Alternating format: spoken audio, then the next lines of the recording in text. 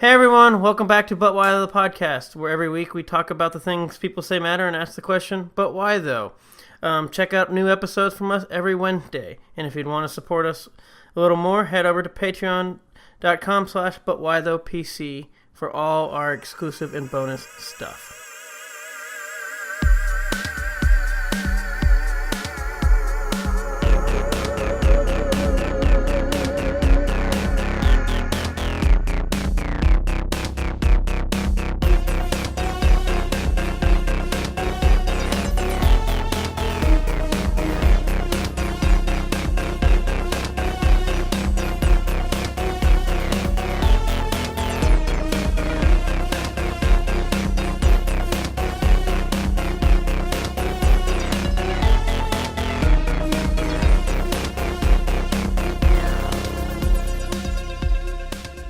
Welcome back to another episode of But Why the podcast, and today with the 50th anniversary of Apollo 11, we are covering Project Apollo.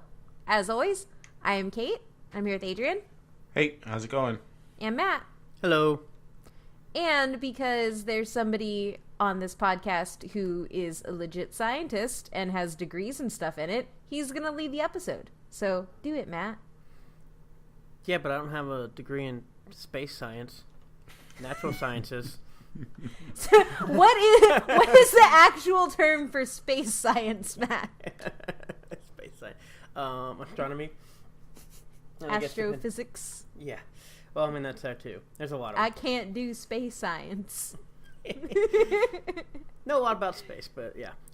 So I guess, as always, we'll start off with a question, as we always do. And I guess I have, like, one or two. Do you have any, like, space stories of, like, anything interacting with space that stands out to you? And do you believe in space exploration? Do I have I been to space? No, well, I guess if you were space. Time you were in the International Space Station, Adrian. Tell me. Tell me about the time that I beat the Russians to space. I mean, I don't really have any space stories. I love space. I love sci-fi stuff. I think the only, like, pop culture-y one that I can think of off the top of my head is that there is a pretty big planetarium in El Paso, and the cast of The Next Generation went there, and I sat in the same seat that Worf sat in.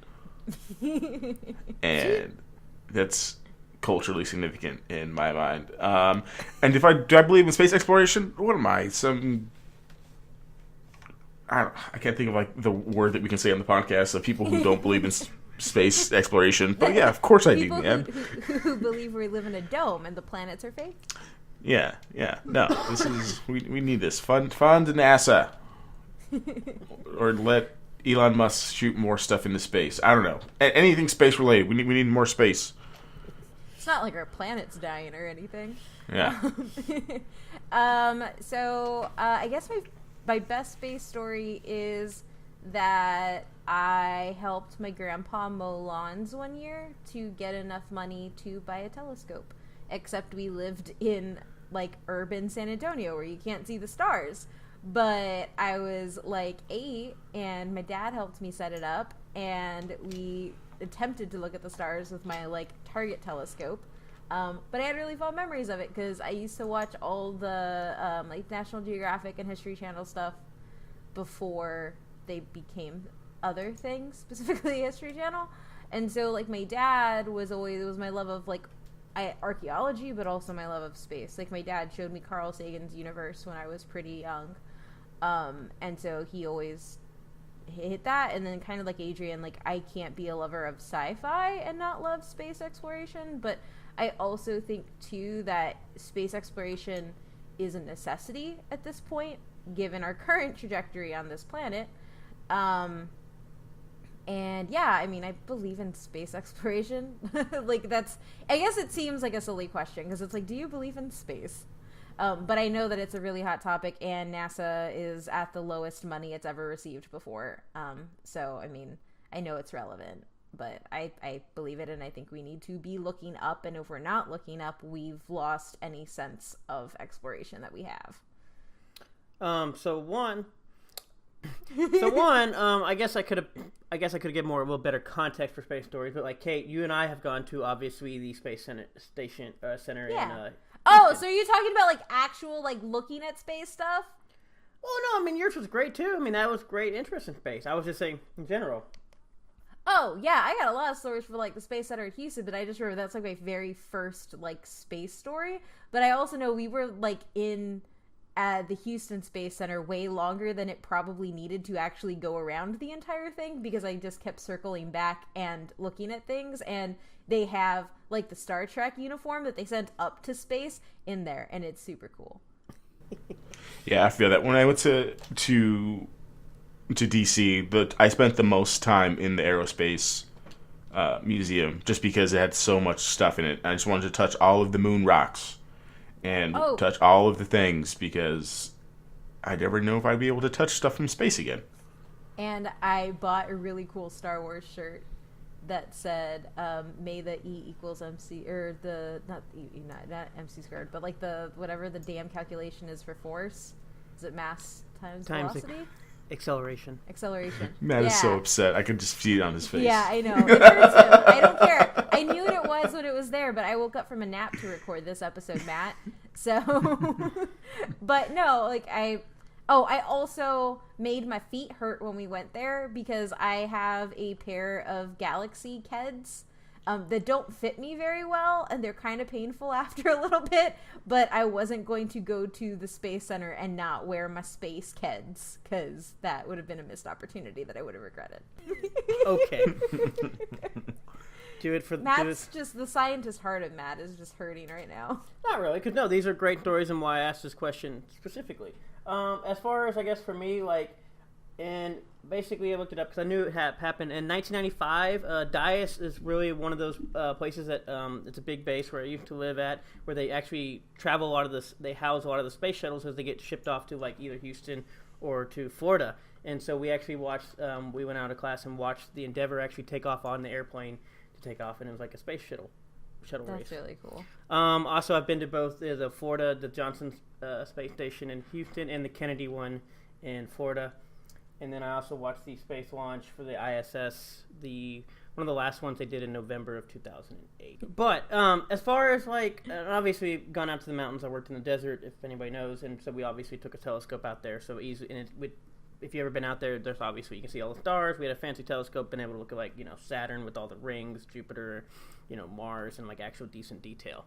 As far as like the space exploration, yes, but a reason I asked this question because people always say yes or they say stuff, but they don't actually, because there's a difference between going to space and then space exploration, like, because basically we put people on the moon and we've done nothing since then. We just sit in low orbit like satellites, and so that's like this thing. So yeah, no, I mean shoot some people off as far as you can get them and see what they can do. No, but I mean, you'll be surprised how many people actually do not believe in space exploration. It's why NASA's become. We got problems here. Why do we need to worry about space? I mean, shut up, person who has that view. Well, it's funny because I bring that up too because I had told Kate about this. Like NASA, like I don't care what NASA's done for the last like 20 years, and she's like, "What are you talking about?" I was like, "They are literally just looking to fun stuff like biology and see what cells do in space." And she's like, "What are you talking about?" And then when we went to the space station in Houston.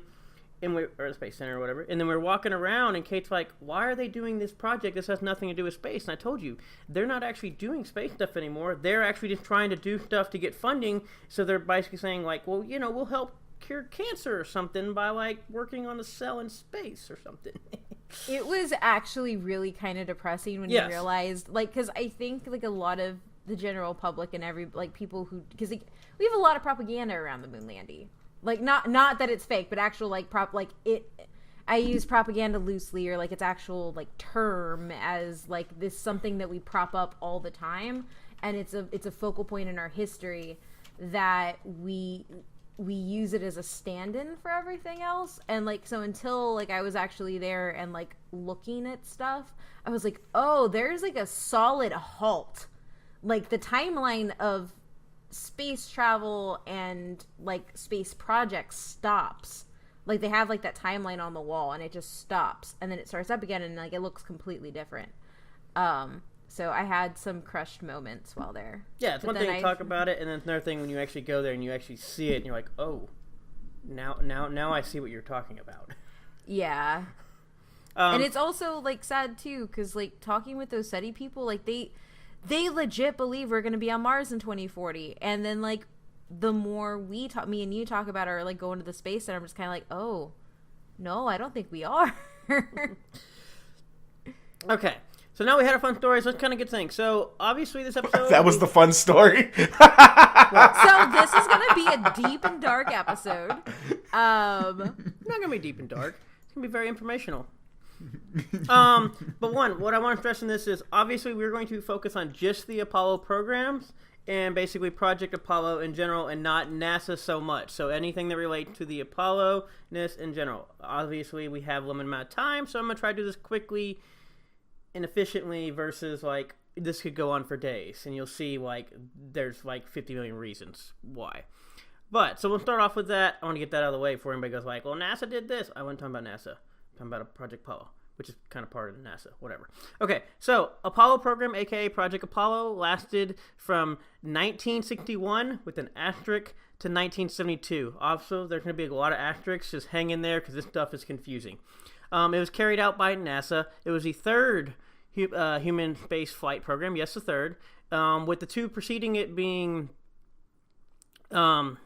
basically Project Mercury, which was the first one in 1958, 1963, which basically was how we sent the first man into space with one-person spacecraft. So only one person rode in these. So that was the one where he went around and then came back down, right? Okay. Yep, that's all it is. And then Project Gemini, which was the second human spaceflight program from 1961 to 1966, which these were two-person spacecrafts, and this was kind of meant to bridge the gap between Mercury and Apollo and kind of support space travel to the moon for Apollo, because obviously they kind of needed two programs to kind of simultaneously go from, like, we're just going to kind of shoot a guy into space to we're going to the moon. And then we're going to go in low, Earth orbit to versus we're actually traveling. So this was like the kind of min time. So those are that breakdown. So to get to the actual missions itself, it's kind of this confusing. But basically, Dwight Eisenhower can kind of concede the idea, but basically John F. Kennedy basically was the approval thing. So he said to Congress in 1961, kind of the goal of put a man on the moon by the 1960s. And obviously, for those of you unaware, we had the space race with the USSR taking place, which we won't talk about as much, but just know this was an underlying factor to a lot of this stuff.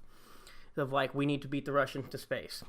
We really have to thank the Russians for all the stuff we have. Yeah. Like, all of our technological advancement comes from the Cold War. Yeah. So as far as the numbering system, because obviously people have heard of, like, Apollo 1, 7, 11, 13, 18. The numbering system is all a lie. Apollo 17 is the last official Apollo mission that was actually done. 18, 19, and 20 were canceled. There are way more than 17 missions per se, and there's actually not even 17 like official Apollo missions, which is why the start date depends on how you count things. So as far as like what they are, I'm gonna go with. They use Saturn rockets and Apollo space parts, and so that's how they kind of started labeling these missions at the beginning. So, like, they start off with unmanned space missions, and they're called basically SA missions, basically more Saturn rockets than Apollo component parts, because the Saturn rocket was how they basically shot you up there, and the Apollo parts was how you lived and came back and everything. These missions were basically, there's 5 of them, they were unmanned from 1961 to 1964, and they were just testing these Saturn rockets to see, like, can we actually just shoot a rocket into space and not blow up.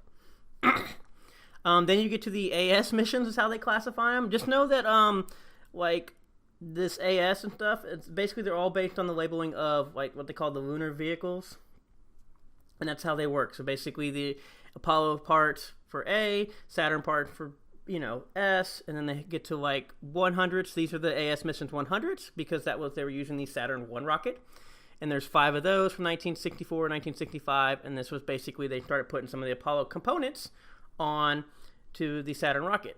And so for those of you asking, what are the Apollo components of this rockets or anything, the Apollo part was made up of 3 major components. The Command and Service Module, or the CSM, which kind of do kind of like the brain and everything and control a lot of stuff. The lunar module, which is kind of like the like the landing and how they were supposed to land on the moon and kind of the capsule and everything. And then the launch escape system, which is what they tested in case anything went wrong, they could shoot you out.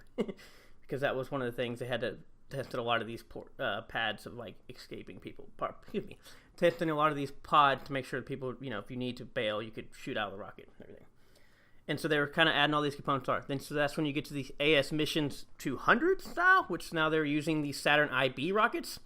And so there's about 3 of those, AS-201, AS-203 from 1966 1967.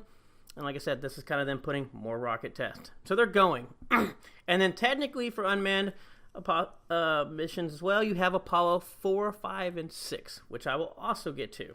Because you're like, why is 4, 5, and 6 unmanned? What's going on?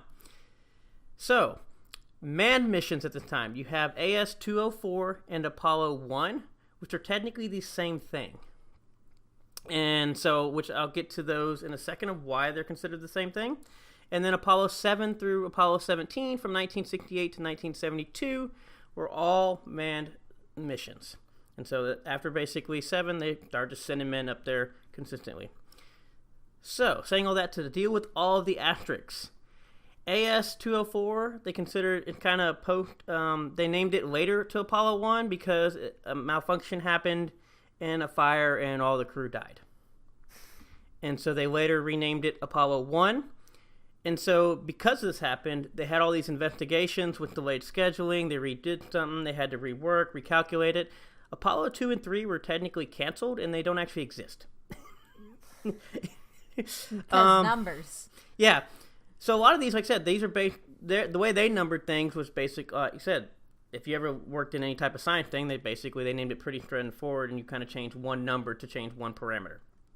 Like I said, so essentially, like it had, at least from my understanding of it, it's like 2 and 3 were derivatives of 1, correct? They just never went up, and then you move on to the next piece, which is another derivative of the last experiment, correct?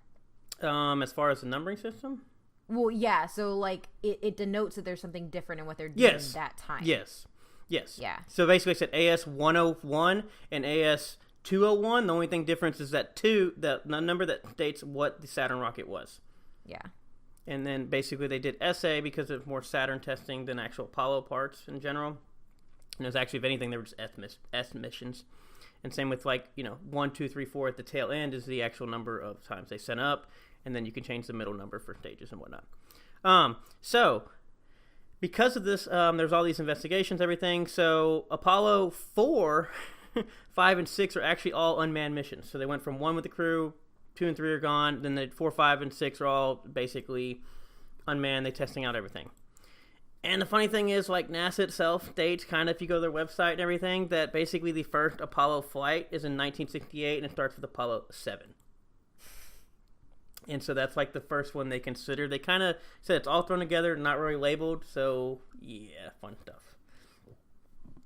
Any questions over that labeling system that's fun? No. Yeah, I think it looks messed up. But like once you understand why the labeling system is that way, it makes sense. Yeah, they were they were never intended to actually be called Apollo. They just made it sound better. Yeah, branding. Yes. So basically, we talked about the missions, and now we'll talk about kind of Apollo and media. I'm not even going to talk about the importance of that until we get to the but why those, because we need to know, they did all these missions, and then now they made a ton of movies over it, and then we'll get to but why though. That's what we do. So as far as a list of the famous movies of the Apollo program, these are just the ones that I picked out that were actually kind of award winning, and there's tons. For All Mankind, 1989's documentary, nominated for Best Documentary Feature. Moonshot, Inside the Story of Apollo Program, 1994 documentary. It was a miniseries based on a book by Alan Shepard and won 2 Primetime or nominated for 2 Primetimes in the Peabody. The big one, Apollo 13, the 1995 movie with Tom Hanks. Which Tom Hanks will be a recurring theme at this point in this stuff. And Bill Paxton, which won 2 Oscars. It was nominated and 24 other awards. Won the 2 Oscars for Best Sound and Best Film Editing. And it was actually nominated for 56 other awards. And then that's where we also get the And Houston. that's what we're watching for our Patreon this month. So Yes. It's also where we get the Houston, we have a problem tagline, which actually never actually happened. The wording's actually different. So you mean it was it based around a true story?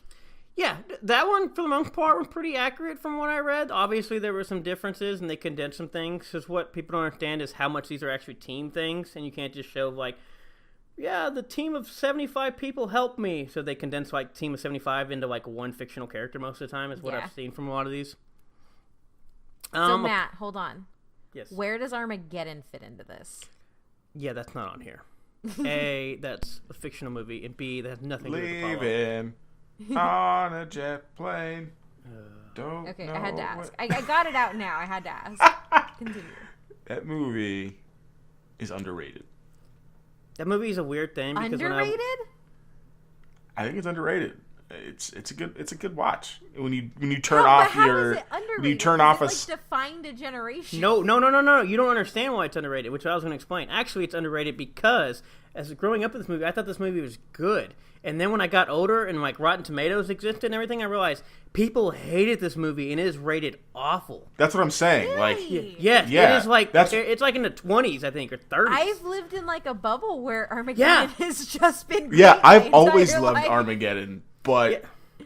I don't Bruce think that's a Willis, normal thing to think. I don't Batfleck, think. like, No, you can look it up. It is apparently Liv rated Tyler, awfully. I did not realize this Aerosmith. until I got older.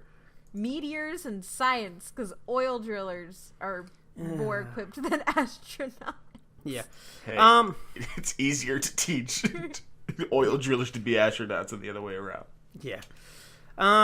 So also Apollo 11, 1996 movie, nominated for a Primetime Emmy. From the Earth to the Moon, 1999 TV series with Tom Hanks, a 12-part HBO series. This is actually amazing. If you've not watched this, I would totally recommend it. It won 1 Golden Globe and 23 other awards. It was nominated for 33 other awards, and is actually rated as the 95th best TV show by IMDb. It is actually really good. This next one I threw in here for Kate. It's called The Dish. It's a 2000 movie. It was Australia's top-grossing movie in 2000. It won 3 awards and nominated for 11 others. And apparently, sheep play a vital role in this. So that movie sounds really familiar. But yeah, that's Just saying. apparently sheep are involved, and Australia loved this movie. So we're gonna watch this tonight, right? No. Yeah. The Magnificent Desolation, Walk on the Move in 2005. It's a documentary.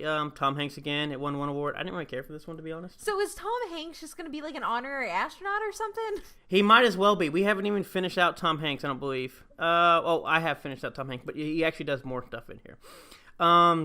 In the Shadow of the Moon, 2007 documentary, won 6 awards and nominated for 13 others. When We Left Earth, National Missions, 2008 documentary. This is actually one of my favorite ones. I think it's really good. Moon Machines, which is a 2008 documentary as well. Was this one on the Science Channel? Also another one of my favorite ones. That was pretty good. And then we kind of get to First Man from last year, 2018, won 1 Oscar and 23 awards for visual effects. And it was actually nominated for 157 other awards. Holy crap. Yeah. And then coming to why kind of we're celebrating this one, obviously for the 50th year, but Apollo 11, which is kind of, depending on when this comes out and where you live, will be released at this point, which is another documentary following the Apollo missions. And it's already won 1 award, 1 nomination from the Sundance, and it actually has 100% on Rotten Tomatoes through 74 reviews and 8.7 That's hard to IMDb. get. Yeah, an 8.7 IMDb and a 91 on Metacritic. And those are just like the famous ones. Yeah, like, so the cool thing is, too, is we're going to be covering South by. Actually, we're in the process of covering South by when you're listening to this. And hopefully we'll be able to get some more interview coverage for you about that doc. So stay tuned and check the website for stuff, because that's one of the movies at South by. Yes. So, anybody have any questions on the media? Have you guys seen any of those, I guess? So I watched Moonshot with my dad. I watched Apollo 13 with my dad. I watched Apollo 11 with my dad. And I feel like I saw parts of From the Earth to the Moon, but I don't remember a lot of it. And then that's pretty much the only ones that I've seen. And Armageddon. I have seen I'm sure I've seen some of these documentaries like when I was like a kid growing up, right? Like on Discovery Channel or like National Geographic or blah blah blah blah blah. But I don't remember knowing the names. I know I've watched documentaries about the Apollo 11 specifically, but I don't know like which one of these is that one. I don't think I've watched it with Tom Hanks. But I will be watching Apollo 11 for Patreon, so we have that. And I've seen 13? Armageddon like more times than I probably should have. Yeah. Apollo 13 is the biggest one, which obviously we'll be watching. I personally, we'll see how we watch it. I'm personally not a big fan of that movie, to be honest. But we'll get Shocked. I am shocked. We'll get that there. You're not a fan. Yeah. So we talked about all these missions. We talked about this project, and then we kind of talked about all these movies that are made on just the project. So now to get to the why those of like why. So the importance of these actual Apollo missions and what they did. Apollo 7 was the first successful man-launched mission from the Apollo program, and it was actually the first live broadcast of man mission where we shot somebody into space and people watched it. Fake. Yeah. Apollo 8 was the first manned mission to the moon. They orbited it and they came back. It was also the first time we got images and we could actually see the Earth and like the moon from like space type stuff with man stuff. Apollo 11 is the first moon landing, which is why everybody celebrates it. It's the first human to ever walk on the moon. And then that's where we get the Neil Armstrong, that's one giant step for man, one giant leap for mankind, which apparently... One small step for man. Yeah. You said one giant step for man. Oh, whatever. One small step for man, one giant leap for mankind. Apparently he butchered that line like I did, and so that's how we are here. Or apparently he said it correctly, but transmission butchered it. I don't know. Oh, what do you mean? He's supposed to say one step for a man, one giant leap for mankind. Oh, so it was... Whatever. Neil Armstrong made that inclusive to it being everybody's achievement and not just his. I know. That was great. So yeah. And then Apollo 13, based on the movie, was which is sadly famous for the malfunction on the way to the moon, in which it was actually being live broadcasted that it cut off and malfunctioned and people all might die on national TV. But basically it was being live broadcast, so they cut it off for saving power, and then they had basically kind of used the moon's gravitational pull to kind of slingshot it back around and use the lunar module as like a lifeboat. And so there was a lot of malfunctions. I'm not going into all the technical details, but that's pretty much one of the famous ones because people nearly died, and they didn't. Yeah, my dad was like really scared. Yeah. And then obviously because we went to the moon, humans left Earth's orbit and went to the moon. And technically, as I said before, with the JFK thing of like kind of the goal, they actually completed it for the end of the 1960s. So that's why these are important. And you should all know these. Actually accomplished a goal. Yes.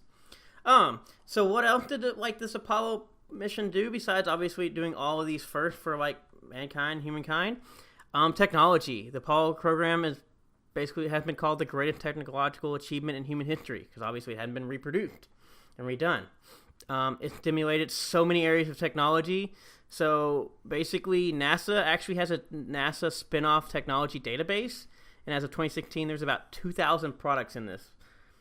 And obviously, not all these are from Apollo, but it just kind of stands to where like going to space means a lot of stuff. And then there's been and that's just product because there's actually over 7,000 technologies from NASA overall that's been developed. And so that makes sense. Yeah.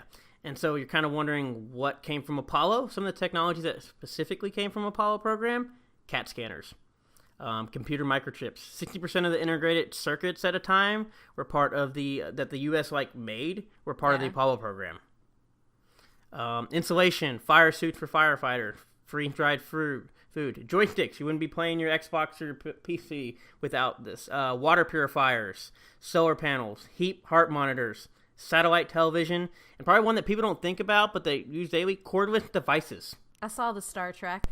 I was going to say, first of all, Matt, all of this stuff was in Star Trek before we went to the movie. So Star Trek did it, is what I'm getting at here. Apollo didn't do any of this. Yeah. Star Trek had it. Yeah. But yeah, all these are literally just from the Apollo program themselves of what made. Because obviously, if you know, you had to do a lot of stuff. And so from technology... Going to space isn't easy? Yeah, it's not.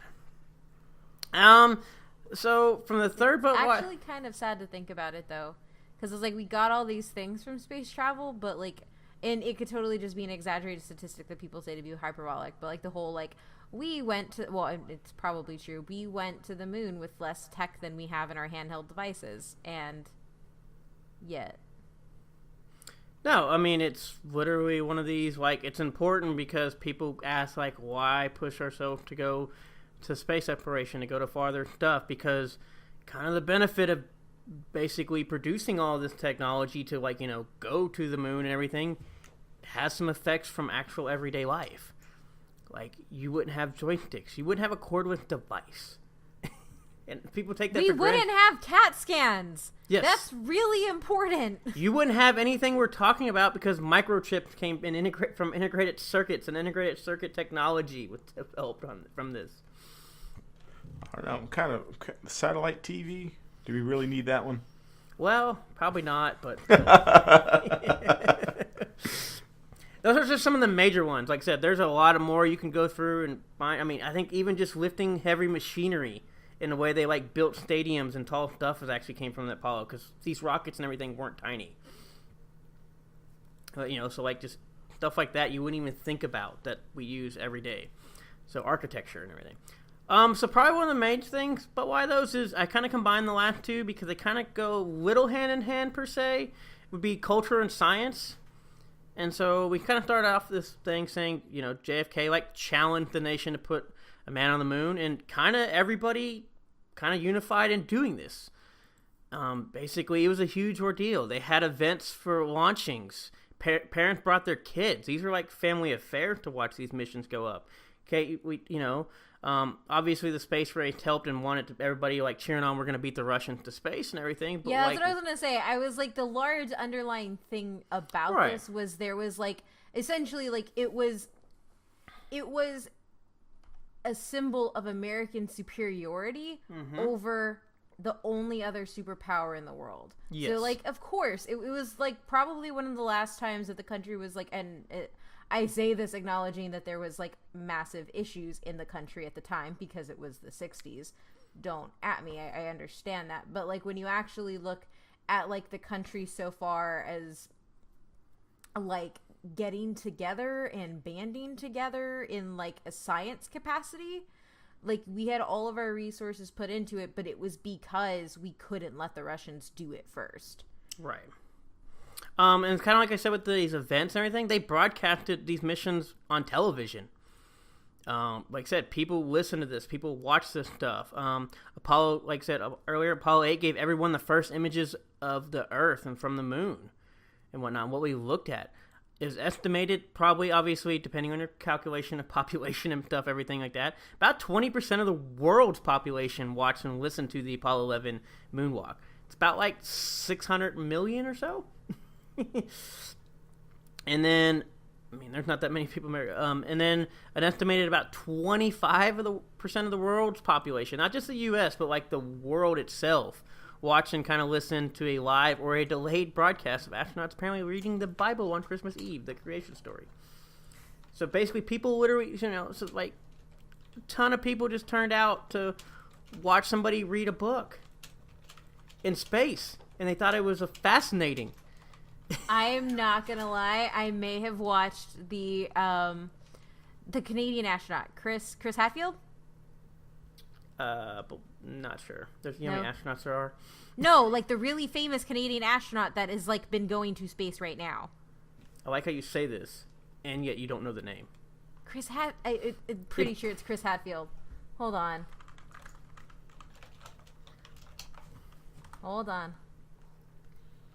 Yes, Chris Hadfield. Okay, I was correct. I did know the name. But we had that whole Kelly incident on the Mars episode. I just wanted to make sure. It's also one of those, I didn't know he was Canadian. Oh, yeah, Chris Hadfield's Canadian. Well, obviously, you just told me. Yeah. So what I was going to say was, like, when you talk about, like, tuning into astronauts to read a book, I mean, obvious it's a much smaller scale, or is it? But, like, there was a video that went live of Chris Hadfield singing the David Bowie song. Yep. In space, And I lost my crap, and I like still rewatched that video because it's really cool because he's singing it in space. Like he's singing Major Tom in space, and it's crazy. Like it's cool to like see something like that. So I mean, granted, we're at a different like it's different in that it's like not the first time we've seen something from space, but like I could only imagine like that amplified at that time. Like I totally buy mundane entertainment being excellent entertainment because it is in space. Pretty much. And so, as much as we say things are broadcast and whatnot, it wasn't like we're getting these Prime Video stuff that we get either. Some of them were like delayed. We might even just get like messaging. It might just be a reporter just listening to like a radio feed and just kind of talking on camera sometimes, depending on what was going on.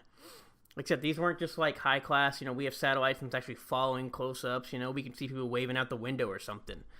It was literally just people sitting in a park, watched a rocket went off, and then just kind of watched it, and then people talked about it, and they sat there and watched it some more, and they loved it.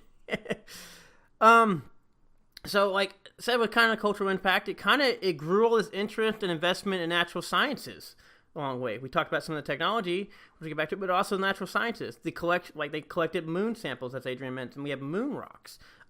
Studying things, basically people are getting the opportunity to study things from a foreign world that we've never been to.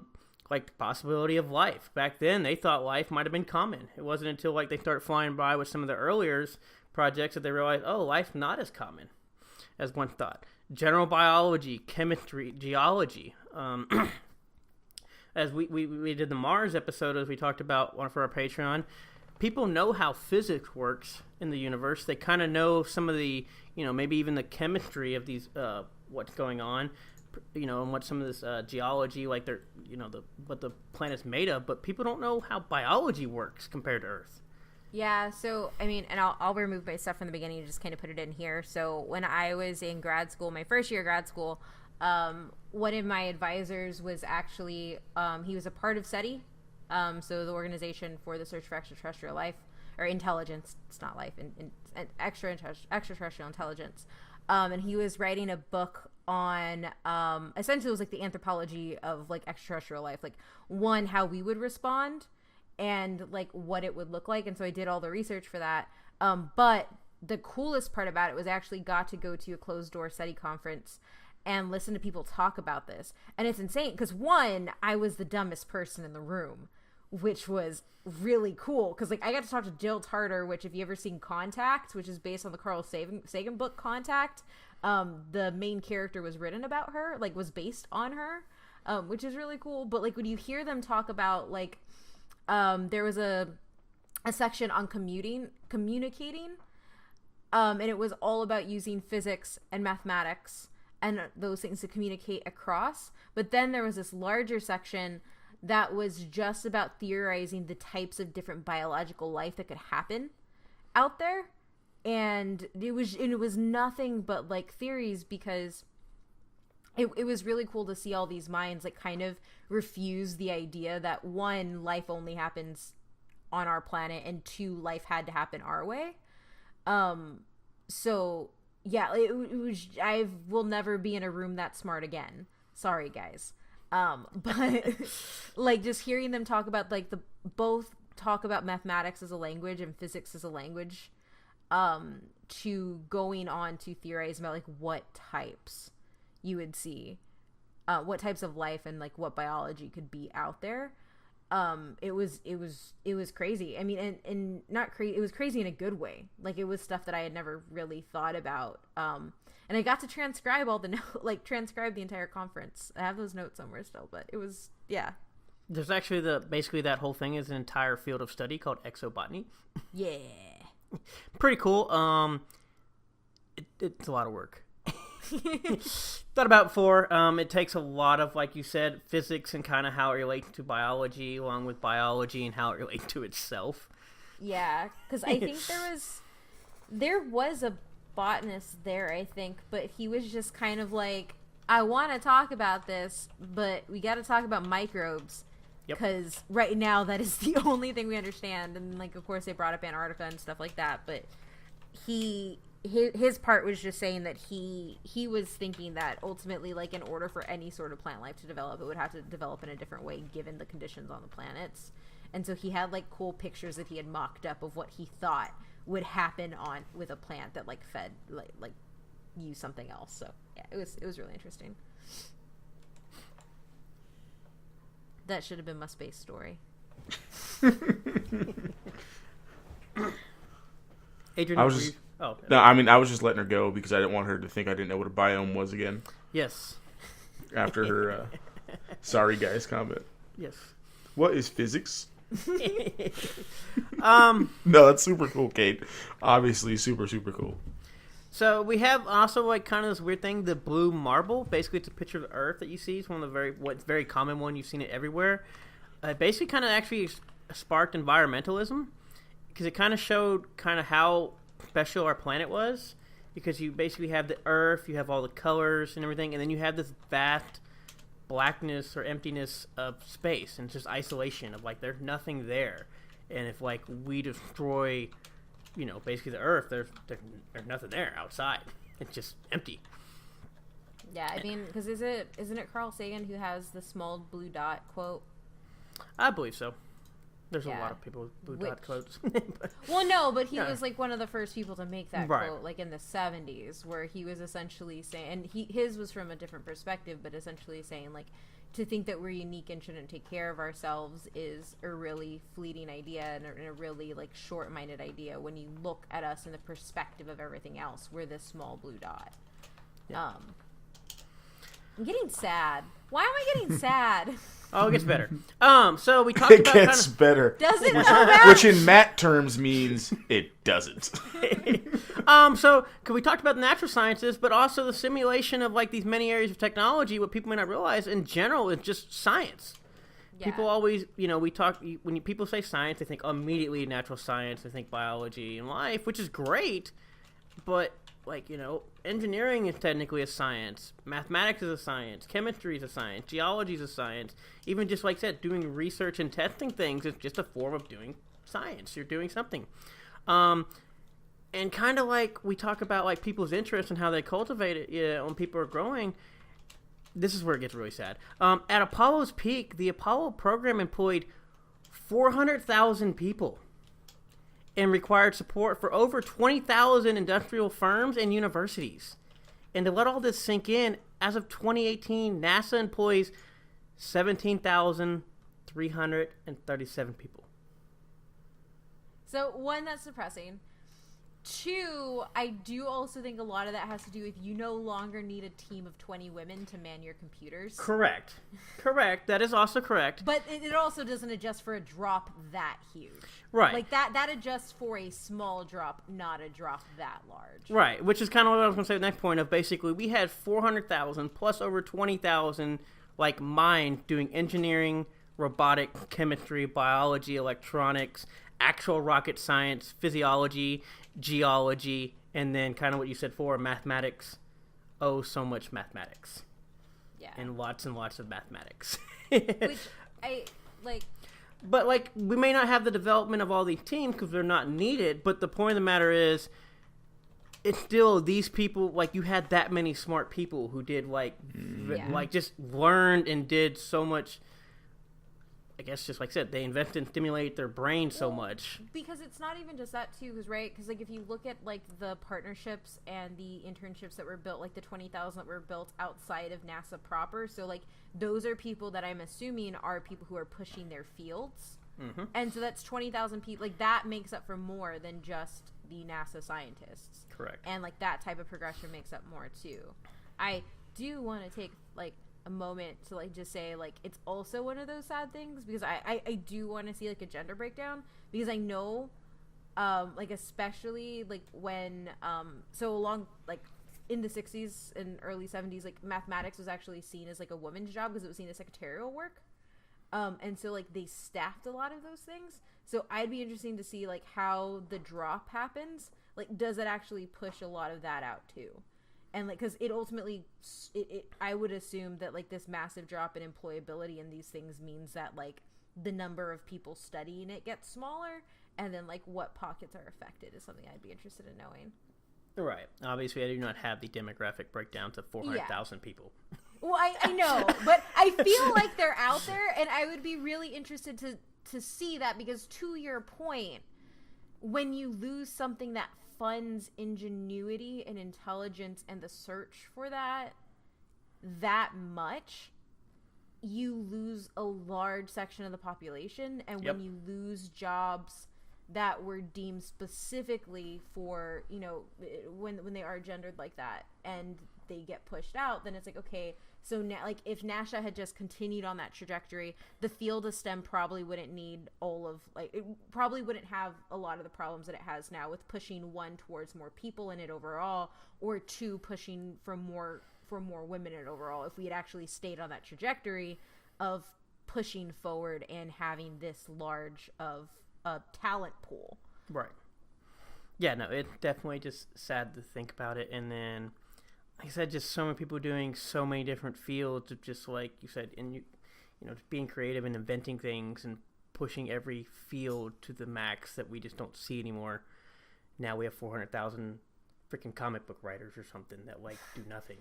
But, I mean, and honestly, and I say this as somebody with a liberal arts degree, me and my advisor, when we were in that room, like, he's a smart man, but, like, there were people actually building, like, different types of radio waves to send out and ping across space.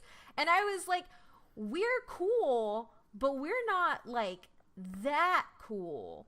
We don't come into this equation until life is found. That's where we come in. But they're the actual people finding the light, or the intelligence. well, that's another thing we talk about, because much as we talk about the back end and, like I said, all the just mathematics and basically human calculators and, you know, rocket scientists, we're not even talking about the actual astronauts, which, once again, Patreon episode of, like, an astronaut is, like, some of the brightest people, and why I've always found the profession, like, fascinating. One, you get travel space, but two, like, you can't just be like, oh, I'm just gonna be an engineer. No, you need to be an engineer. You need to be a mathematician. You have to be a linguist. Yeah, you gotta be a linguist. You gotta know biology. You better be a chemist. Like, you're like basically an expert in, like, 3 fields, not just one. You know 3 fields. And then it's like, oh, well, we only have 6 people and we need to cover 18 fields, so we're just gonna get 6 of the smartest people to cover all these fields. Yeah. And at this point, you know, there's 3 people. And so basically up there you have basically you and 2 other people, to where if something malfunctions, you better be able to fix it. You have a level of supplies to fix it. If somebody gets hurt, you have to fix it. If you have a issue, any type of number one things, you have to be able to fix it. Yeah. Well, I mean, and I know that was one of the reasons why some of the first, and you can correct me if I'm wrong, but I think a lot of the first astronauts came directly from the high levels of the Air Force. Yes. Because they had to keep cool heads and know how to, like, deal with those things, and not be afraid of dying is another thing. Yeah. But, like, they had, like, those are the types of characteristics that came from that level of pilotry. Yeah, they did test pilots for the most part. Yeah. The people that are like, you're probably going to die doing this. Let's see if you can do it. And they loved it.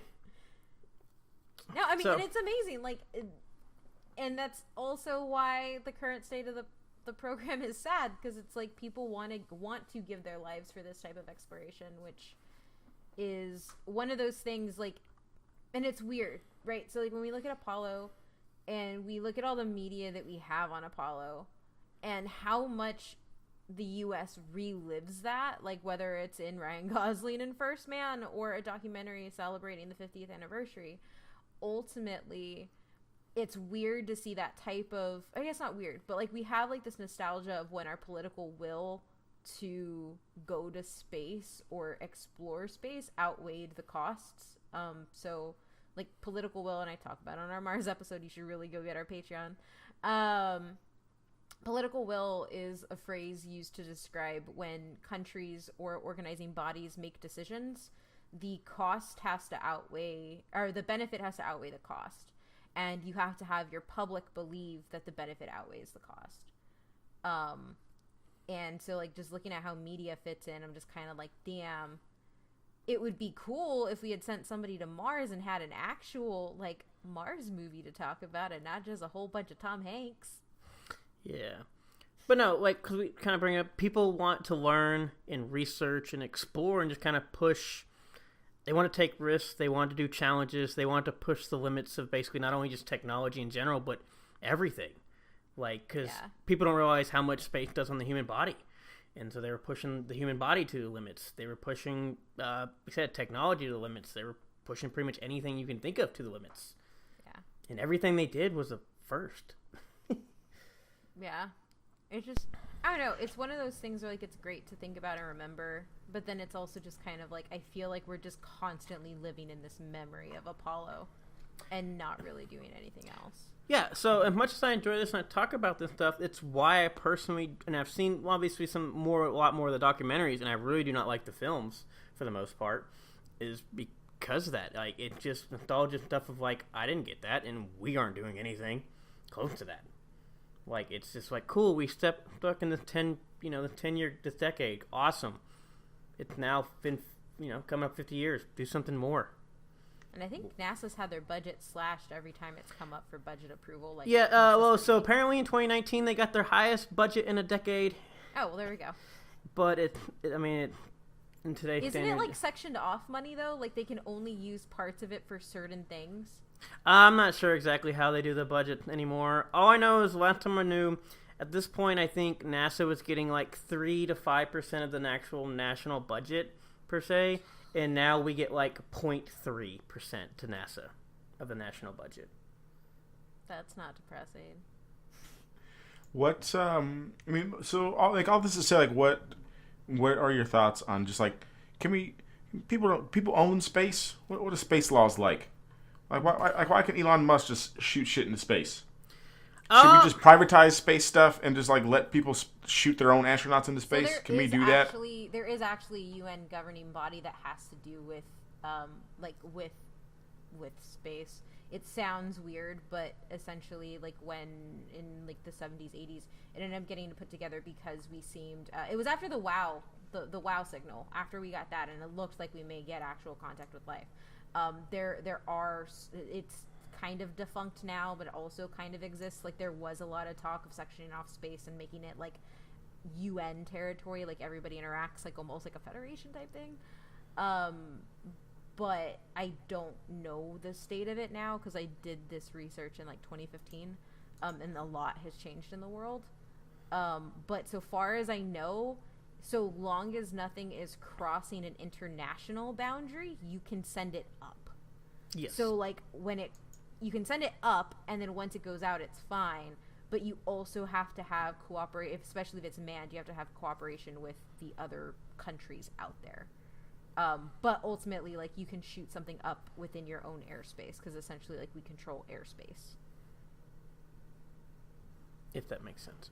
Yeah, if that makes sense. Like, So should we, like, as a society, be like privately funding these people who do want to actually go into space, or like, what's the fix here, other than not having idiots run budgets? That's the real fix, because you don't want anything privatized to the point where people get locked out. But... So yeah, that's the thing. So there is a big there's that giant not really controversy, but decision of like, where is space heading, and you are seeing a lot of these private companies do it, like SpaceX and everything else. But it's one of those, I think people in general wouldn't mind if we, like, why don't we have NASA doing it? Well, at this point, NASA doesn't have the money, and and they're not having the resources to do that. And so, and these other people are like, I'm worth like, $5 billion. Why not try to build this out and make money doing this? And so I can, I want to go to space. Obviously, our government doesn't really care whether the people in NASA, and obviously NASA's changed, but for a long time, people sat complacent on NASA, like, yeah, we went to the moon in 1970. I know it's 1985, but we already did that. Let's just do some low orbit stuff, send some stuff. Like, people in NASA really sat around on their hands and just lived off of the Apollo missions forever, and they didn't do much. And people grew tired of it, and so people are like, I got money. Let's actually go to Mars. Let's go to space exploration to do it. And there is a fear that people will get locked out of doing it, but unless they're going to actually, fund it and make people, care from the standpoint of like NASA, where it's, publicly and government thing, there's not a lot we can do per se. It's either we get done and have to get done privately because nobody cares on the other side, or we finally open up and give it actual resources. Yeah, and I We can think, talk all we want, but if you have no resources, you are limited no matter Yeah. what. Well, I was going to say, to Matt's point, like, I don't like the idea of privatization, but it's probably going to be the only vehicle that we have to get there. And a lot of it has to do with, like, not just, like, what Matt said with funding, but, like, with so much crap going on, humans can't get out of their anthropocentric view of, like, it is just us and this is our world and we do stuff with this. They don't have, like, because everything is so tumultuous, like, people don't have, like, this far-sighted goals of doing more and doing more outside. And so, like, to build up the political will within the populace to get them to, like, actually start funding.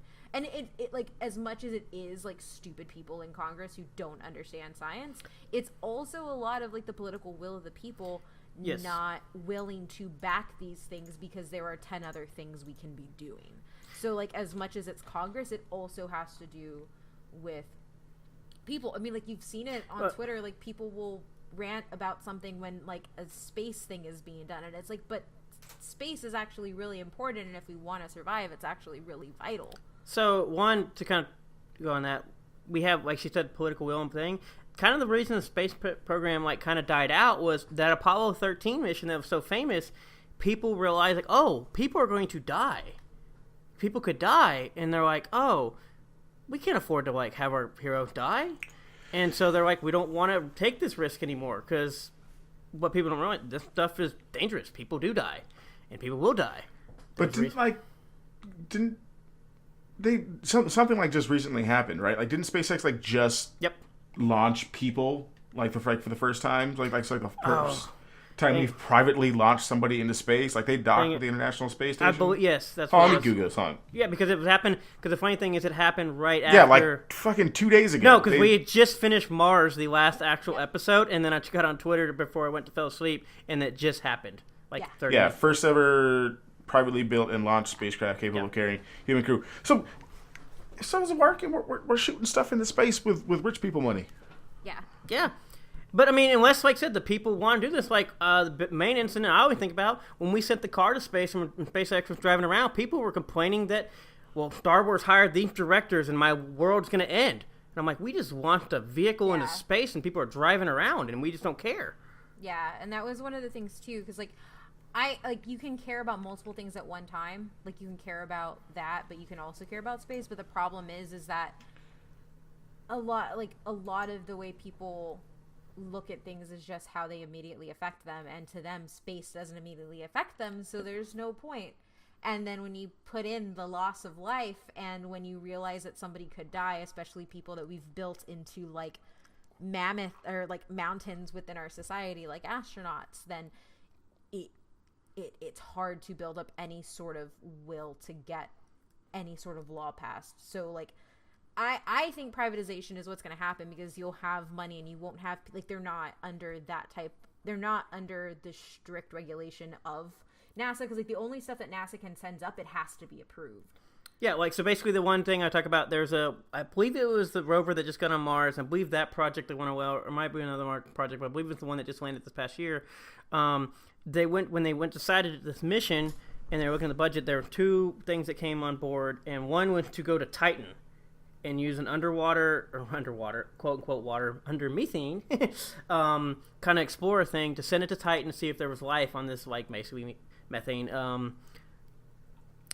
moon. And basically it was that or go to Mars, and that was like they had to choose, and they went to the Mars one, which was sad because Titan's fascinating and stuff, but, like, that's all they get. Like, they get, like, basically one or the other, and depending on how you do, that's, like, the way they set everything out. Where privatization, you can do pretty much what you want because it's your company, and if I want to spend all of my money and infrastructure and resources going to Mars, I can do that. Well, what's the connection? So I'm looking at, like, SpaceX stuff, which is probably what I'm going to be doing for, like, the rest of my night. A lot of this stuff is, some of these contracts are paired with NASA. So, like, what's the connection there?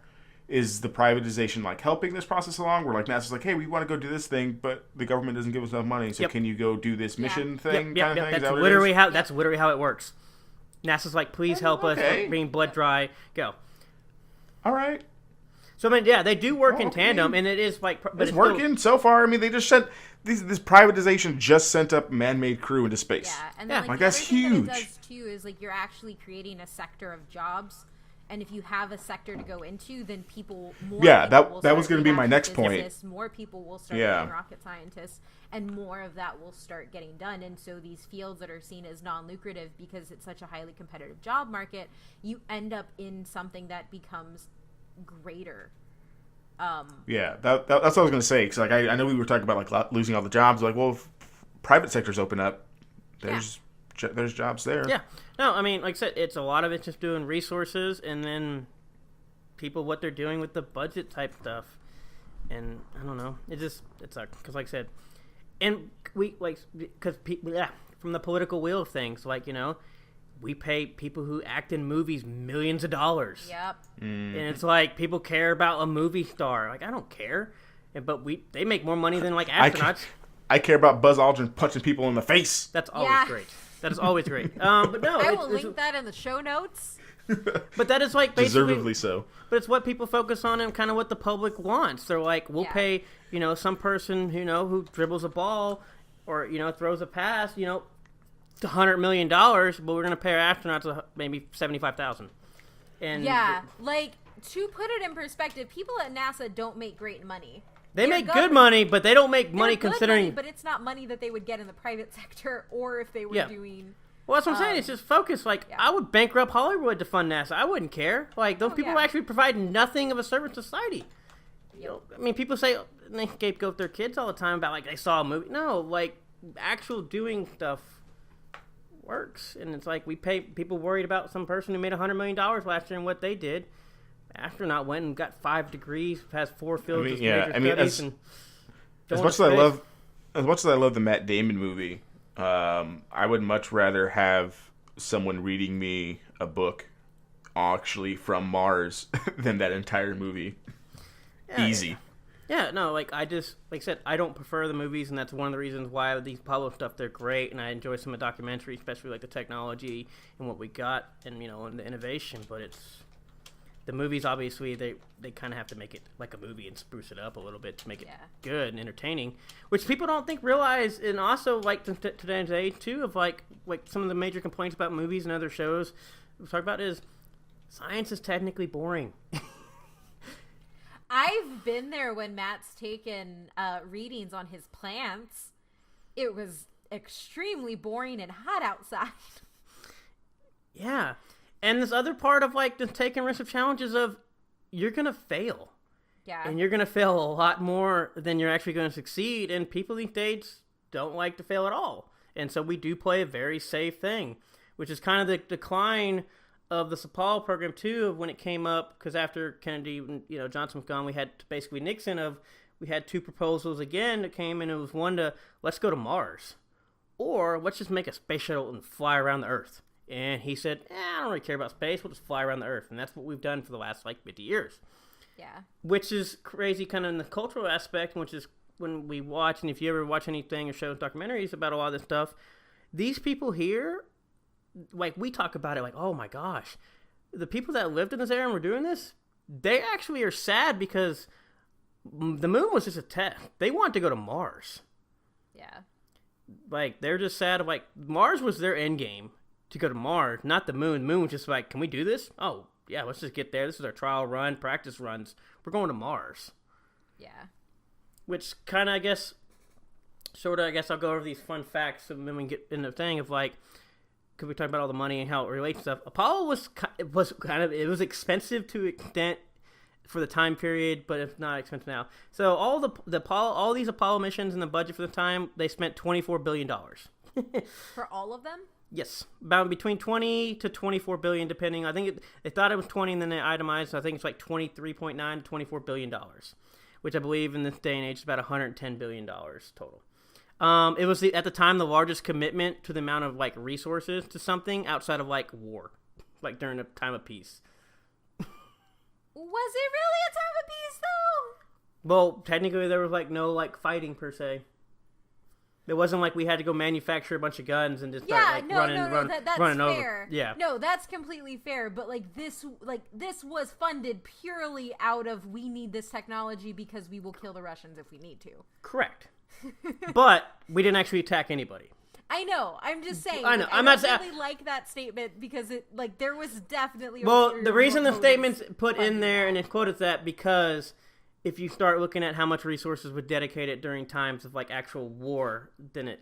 Yeah, that's fair. Yeah. Like that is fair, but I also think that there also has to be that understanding that the reason that much was agreed to get spent on during a time of peace was because Russians. Yes, for the possibility. Correct. We talked about this stuff. The Saturn and the Machinery Stadium, the Saturn V rockets was actually taller than the Statue of Liberty. And basically because it was built by a man who wanted to go to Mars and he was told he had to go to the moon. But the thing's huge. That Overall, would just be soul crushing too. well, we know about him. Basically, he was a Russian. Was it Russian? I believe He was German. Was it German? Might have been German. Yeah, Winheimer Van Bonn or Von Braun. He was German, and then that's after right. the war, he got Came in- asylum to yeah. come to the United States and was cleared of everything. Yeah, and basically headed to NASA. He's basically the person designed for all these Saturn rockets, everything. He wanted to go to the moon. Basically, Nixon made a decision of like we're just going to fly around the Earth. He actually quit NASA and then died of cancer a few years later. His body quit. We're not going to Mars. Overall, 12 astronauts have walked on the moon, and that was all within a 41-month span, and none have since. So in 41 months, we had 12 people walk on the moon, and we haven't done anything. As you mentioned kind of earlier, a flip phone actually has more processing power than all the Apollo computers. Basically, by the 1990s, essentially all the technology and simple products surpassed the processing power of the Apollo computers. Yeah. The Apollo 11 original tapes are missing to this day. And basically, due to budget cuts and then the lack of actual magnetic tapes, NASA just started reusing all their tapes. So in the 70s and 80s, they reused over 200,000 tapes for data. And apparently, it's believed they taped over. Because it was a conspiracy, Matt. Yes. NASA did spend 3 years trying to find them. They actually got some of the other footage from it, not necessarily the original tape, but like other level. And they spent $230,000 trying to digitally restore and make it look all nice. But yes, this is where we get conspiracy theories because the Apollo 11 original tapes are gone. Which, like, the explanation is really simple. Like, they were poor and wanted to send people to space, so they just reused tapes instead of spending more money on tapes. We always find it's a shortage of something, whether it be ink, printers, or magnetic tapes. That's a deep recall. I don't think we've talked about that in a long time. But that was bravo, Matthew, bravo. But yeah, to kind of go to put in perspective, like you said, they spent NASA's budget this year was $21 billion. I think when they calculated it, like when you like kind of factor it down and like make it now, I think it's almost like the budget's like I think it's half of what they spent on during some of the peak years. Yeah. So the peak years of NASA. The Apollo program made up 70% of NASA's overall budget in 1967 when it peaked. But for most, they had a good few years where it was making up almost 60, 65, 67, and then peaked at 70% of NASA's overall budget. That's how much reason. So, yeah, those are basically some fun Apollo facts. We talked about, like I said, it's important from what we did.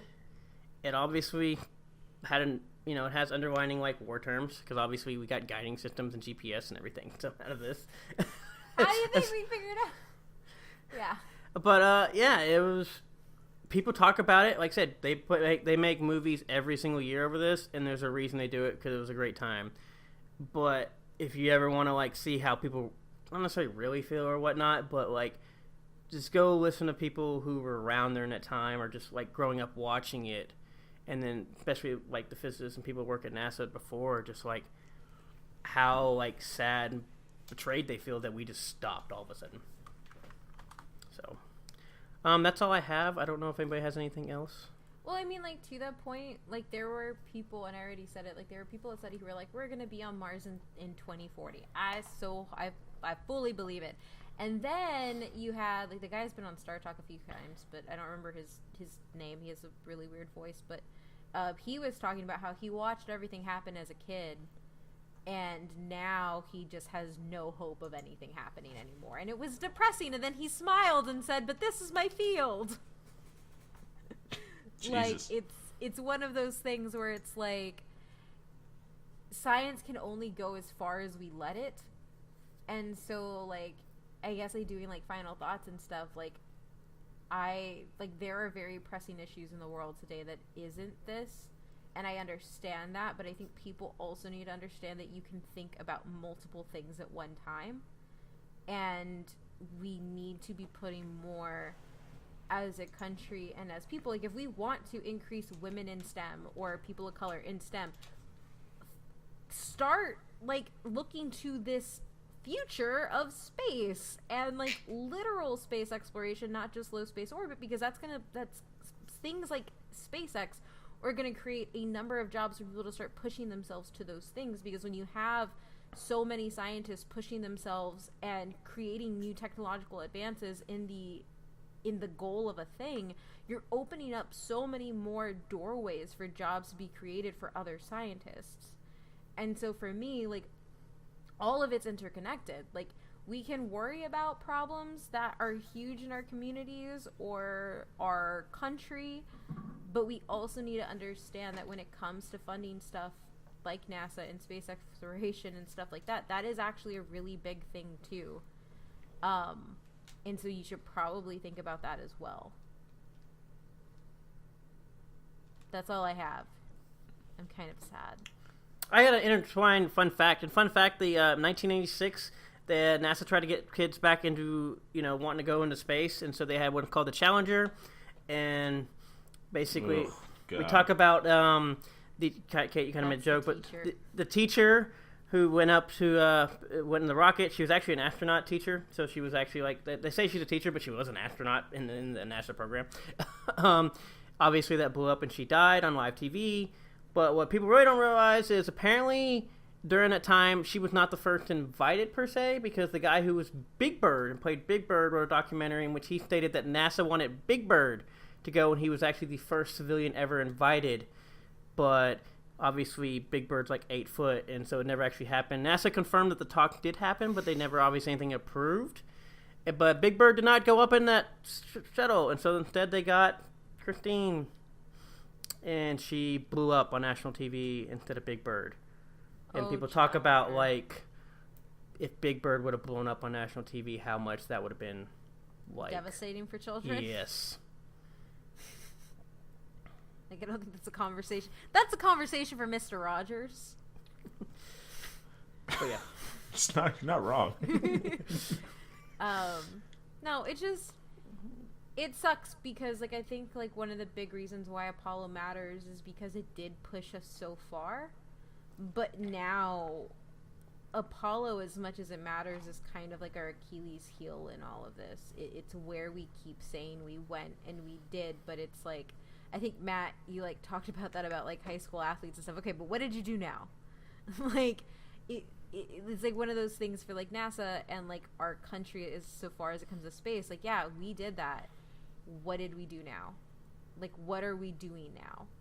Like, to me, it's kind of like, it's kind of hard. And so now, after having this wonderful episode, which you're listening to after I watched Apollo 11, I'm hoping that I went into Apollo 11 and didn't just get incredibly sad after watching the documentary.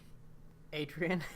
I'm just trying to think of something that hasn't really been said. I mean, I think it's hard. I mean, we said this at the top of the episode. It's hard for me to conceive and be in the mindset of people thinking, like, space isn't important. Like, dude, like, we're humans. We should be naturally wanting to know more about the things that we don't know about. It's like, why wouldn't we want to go look at those things? Yeah, like, why would you not want to have a Federation and a Starfleet and meet the Klingons? But not really that. I think we need to know more about this stuff, man. We can, like, see this stuff from our house. Like, why, like, the progress has stopped, and now people like Elon Musk are paying to shoot people into space, and they might beat, our actual government-funded space program to things because we aren't putting enough importance on space as like a society. It's very sad. But to that, I would say if you know young people, go push them to be in STEM and show them things like SpaceX and things like that to get them interested. Because I don't know if we're going to race any Russians anytime soon to kind of get national interest back into space. So I think it kind of just relies on if you're listening to this and your kid thinks that, oh yeah, I think I like space, okay, then go take them to the Houston place or take them somewhere where they can see space so they can get into it. Because we need more kids who like space stuff. There's plenty of kids that I work with now who are in like computer science and AP computer science and AP computer science principles, and they all want to go work for Facebook and Google and blah blah blah blah blah blah. But I've been telling them to like, why don't you go look in the? I'm going to go start telling them, why don't you go look in the private sector of space and go shoot up the next, I don't know, whenever they're old and shooting stuff in space, they can ask XYZ character if they want to be in this shuttle that hopefully won't, explode, because I guess they're good enough to shoot stuff into space. So I think we're good there. I don't know. One long way to say, tell kids to go be interested in STEM and space. And that's the only thing that you can really do as a person, because you can't influence law people to not be terrible but old we can white vote people. Actual science people into Congress. We could do that. We can do that. We could do that. You can try to do that. Yeah, well, yeah, we We could try to do that. We live in Texas. We can try very hard, get close, and then cry at the end of the night. Obviously, I read this episode because I've always enjoyed, and obviously I enjoy space and watch it. I've pretty much watched, you all figured out, I watch pretty much everything that has to do with space that I've seen documentary-wise. I personally don't like movies, like we mentioned. I hope we get somewhere, but it's really depressing to think about, because there is just a bunch of people where Kate kind of made the joke last night of, what do you tell your children? We watched a Mars rover kind of sing a tune and die, and that was what we got. But overall, like Adrian talked about with the kids and stuff, of like actually encouraging people to take these risks and want to learn and research and explore and just move forward and push everything. I don't believe people have that anymore. Be bluntly honest, I think people these days are cowards when it comes to a lot of this stuff. My field of science and study was about the natural world, and like mine, just like a lot of the others, is now like it's almost just become farming in the sense of like, what can it do to help humans here? And it's like, well, that's not necessarily what science and pushing the boundaries are for. Of just like, oh, can we make some better crops? No, we want to know more and what is not known, and just learning and innovating your mind. And we talk about like, obviously 400,000 people and it's been like automated, but if you get people, that are just even in mathematics and stuff and pushing these limits, we may not, the field may be automated now, but as long as they're growing, they may create new fields that we don't know of. Like robotics, as much as I've kind of mentioned it, that wasn't a field how much has come today. I mean, obviously, it, still I think 1920s maybe when it started, but look at it from where then to now. Rocket science, geology, biology, electronics, and computer science, as Adrian mentioned, these things were kind of there, but look at them, compare them now. When you get people who think and are smart and want to do stuff that's not been done before, you're going to create new things. And you might create new jobs. And why it's depressing when I see people, my thing, I know we do this podcast over media, but media depresses me of how much we put focus in like movies and actors and actresses and what did they do, and oh, I got my kid to go see this movie. Who cares? I'm sorry, but like having them actually go learn stuff and not like, oh, they saw a movie and they're inspired. You may be able to get a spark, but you're not teaching them anything and they're not learning anything. They can get in I like, to the point, I think it's important for them to get inspired, but then it's actually on the parent to be like, okay, but now I'm going to put you in space camp, or now I'm going to like start nurturing that spark that was there. Like, you actually have to follow it up with more programs that are focused on that. Right, but what I'm saying in general is like, we put so much focus on like that stuff and like doing that instead of like focusing on like, why don't we have people do these other things? You talk about STEM and all. To get people interested in STEM and engineering, how you do that? You have them go do STEM and engineering. And like they need to actually do it, and you show them to do that and actually physically do that, not just like I said. We care more about a millionaire person like Matt Damon on Mars, but we're not putting money because basically people don't care. I guess it's also different too because if you look at Star Trek, that was before we were actually in space. So when astronauts now, like the dude who wore the Klingon shirt on the ISS, like people who were inspired by Star Trek, we didn't have people already in space. It was something that was unexplored. So it kicked them in the butt to like actually go and be the first to do those things. And now that's not really there. No. And like I said, we have, because the main thing I think about when we talk about like the difference between media and inspiration and stuff is a Jurassic Park episode. They did a study, like I said, about 2/3 of kids, they love dinosaurs. They don't know why, but they're inspired by dinosaurs. We don't have that many paleontologists. So, but that's also because paleontology does not make money. Which is but another thing, like I said, because we fund money into other forms of media. One, I've spent like the last, 7 years of my life in college access, and I think it's just all about making sure that your kids have the right kind of stimuli to kind of, like Matt was kind of saying, like get them interested in those kind of camps, and like you said, like put them in space camp. I think that's where it really stems from, because they can like Star Wars and like all this stuff, but if you're not stimulating them to want to be interested in that by the time they hit high school, then they're just going to want to go work for Facebook, and they're going to want to go work for Google, even if they are in like the STEM fields, because that's where the money's going to be. But if you kind of stifle, not stifle, but like if you encourage like that creativity to kind of be focused in that space route, then by the time they hit high school, they'll be like one of my kids who's going, because at our school we require the kids to go to a summer program in between their junior and senior year, and one of my kids is going to an aerospace camp, and he's like the only one. The rest of them are going to like medical camps and all this stuff, but he's like the only one who wants to go to a aerospace camp. He's going to like 2 of them this summer, and I think that's because his parents took him to space stuff and not just like watching things on TV, because he's not even really that big of a nerd as we would kind of classify it as, of like liking Star Wars and Star Trek. He just really likes space. Yeah, like so, I get your kids involved in stuff, and like I think that's like the best way to do it. Yeah, no, like I don't want to say media like people aren't interested in things, but like as a person who's hung out with scientists for a long time, for every like 1 or 2 that you find are really nerdy, there's a bunch of them love pop culture type stuff. There's a bunch of them that don't care at all. And I would say that far outweighs. I've seen, first of all, man, I've seen Big Bang Theory, so wrong. Gosh. I mean, I will say this. Every single person at SETI was a fan of Star Trek because they made that joke to open up the conference. So I will say that. And then it derailed the opening keynote into discussions on captains. So... also, one of the linguists there was actually the person who made Dothraki. So, I think it depends on the science. That's fair. But no, I like I said, you can get there, and like I said, for every person you do, there's plenty of them that don't. Yeah, don't generalize. And I just, overall, for as much media as we produce and as much like tough to produce, why are we not having actually producing all these people if it's that important to me? Yeah. The overall numbers are low.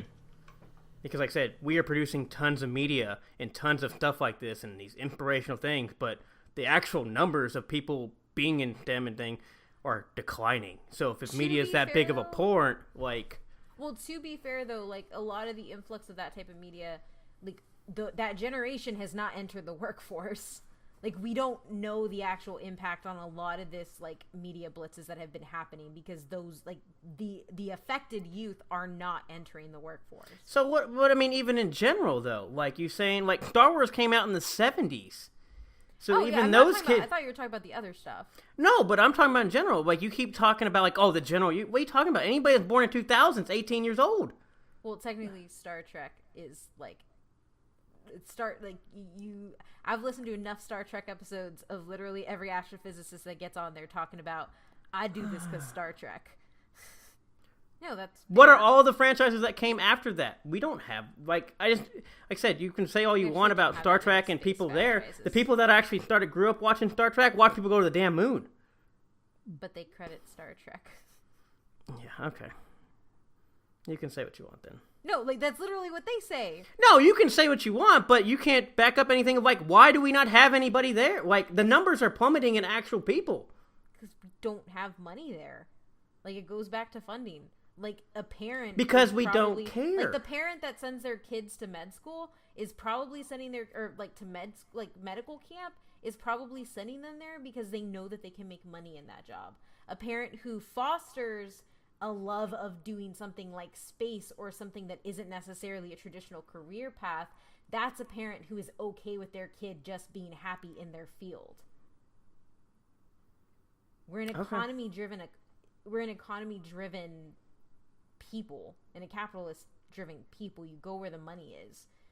So, like, I think it has to go hand in hand. That's fine, but where's all the funding going then? The military? Well, we knew that. If we're honest, it's the military. We know that. Because we're talking about, like, federal budgets getting spent. No, I mean, federal budgets are cutting media programs.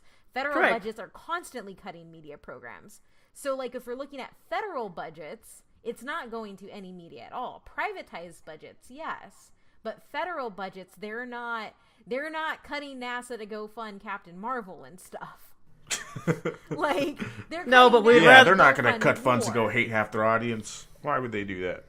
Like, NPR has lost so much money, and so have the other public access, like, actual journalistic integrity people, because a lot of it has been cut, like, from the actual media budget, and a lot of it's getting put into more militarization. That's the actual answer. Okay. Now, we just need all the really, really rich dudes to team up and all go in on SpaceX, and then we'll get somewhere. But they're also not putting money into movies. Other than Amazon. Amazon's putting money into movies, but... The real question is Armageddon scientifically accurate? No. Not. So, you can find us at ButWhyThePC on all of our social media. Remember to rate, review, and subscribe to us on iTunes or wherever you're listening. It helps people find us, and you can find me at OMyMythRandier on Twitter. Adrian? Yep, you can find me on Twitter at SuperRuiz93, SUPERRUIZ 93. Matt? I'm dead. Inside. He can't talk in the vacuum of space.